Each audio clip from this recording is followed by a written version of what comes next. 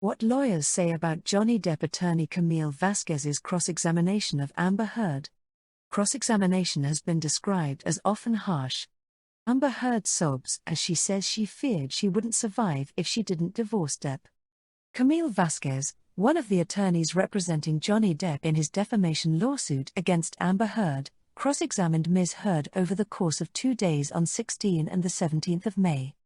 The moment, which saw Ms. Vasquez seeking to undermine Ms. Heard's credibility and her claims that Mr. Depp sexually assaulted her and was violent against her, has been described as often harsh by Deadline, which noted, Depp's lawyers may have lacked an actual kitchen sink, but they tried to throw one figuratively at Heard today during further cross-examination of the Aquaman actress in the $50 million defamation trial.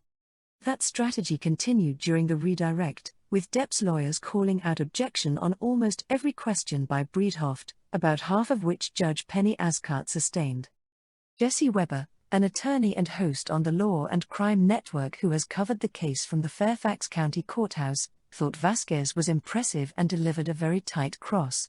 Mitra R. Ryan, an entertainment attorney in Beverly Hills, thought Vasquez came in strong after a week off, which is to be expected.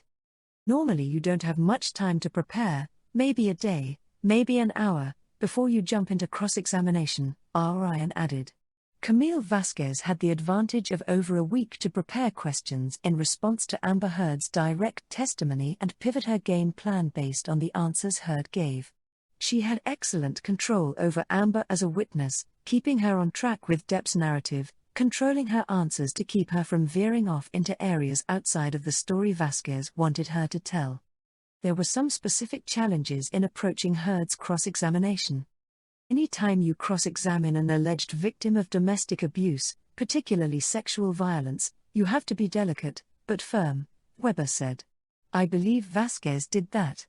In fact, at one point, she made it clear that she has to ask these tough questions because these are serious allegations.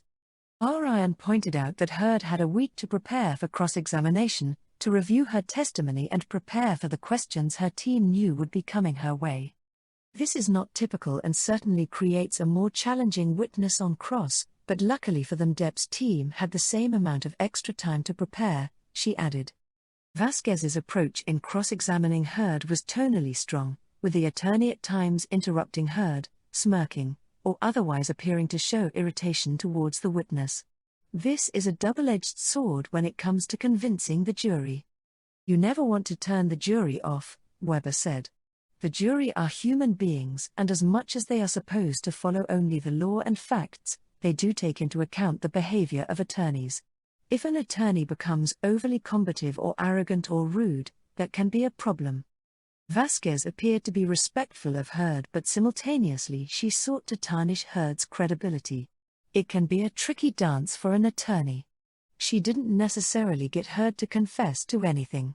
However, through Vasquez's pointed questions, quick comebacks, smirks, it may have left the jury with the impression that Heard's stories are not adding up. R. Ryan said this strategy can often rattle the witness, distract them from their answers and create a tension that makes it difficult for the witness to get their story out. It can, however, cut both ways, R. Ryan added. A jury can get irritated with this line of questioning if they feel the real story is not coming out, or if they sense they are being manipulated. Camille Vasquez has to toe the line between being tough on Heard and likable to the jury. Closing arguments in the trial are scheduled for the 27th of May, after which the jury will deliberate.